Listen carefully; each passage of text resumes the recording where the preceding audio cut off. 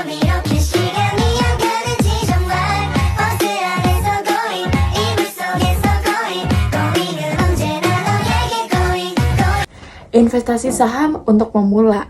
Dan aku harap di akhir video ini kalian udah ngerti ya apa itu saham dan bagaimana trik and tips memilih saham terutama untuk yang pemula. Nah, pertanyaan yang pertama, mungkin apa sih itu sebenarnya saham? Jika kita kan tahu ya, kalau di dalam investasi itu kan ada berbagai macam aset kelas.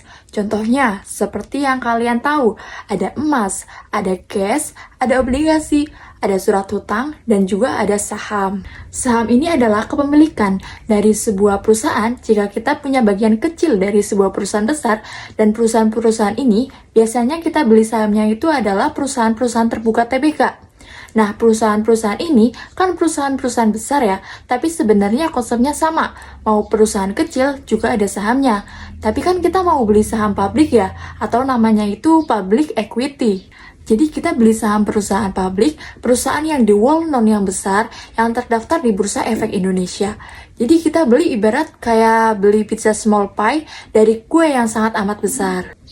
Jadi saham itu sebenarnya bukan cuma sekedar tikar. Kalian mungkin lihat, dengar apa itu saham, kalian langsung di otak kalian anggap lihat running trade, ada kalian lihat angka, ada grafik di sana yang kalian gak ngerti, apa itu bet offer, tapi tenang aja. Saham itu sebenarnya sesimpel kita membeli sebuah bisnis.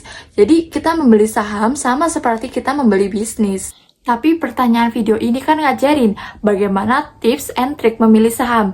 Nah, tips and trick memilih saham yang pertama, itu kita harus mempelajari saham terlebih dahulu, seperti melakukan riset tentang jenis saham, resiko, dan return dari instrumen saham. Jadi makin tinggi resikonya, dia returnnya makin tinggi. Makin rendah resikonya seperti cash, yang nggak ada returnnya. Saham itu volatif, resikonya tinggi, tapi jangka waktu panjang akan menghasilkan return, tapi returnnya lebih oke. Semakin tinggi return yang mau kita capai, maka resikonya juga akan semakin tinggi.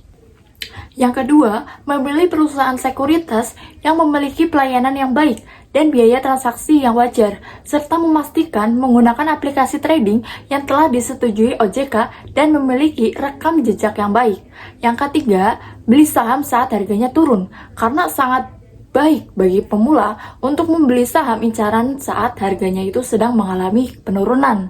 Dan yang terakhir, itu kita harus mengenali nih tren pendapatan dan laba perusahaan, karena saham dan laba yang positif itu cenderung memiliki potensi keuntungan yang lebih besar.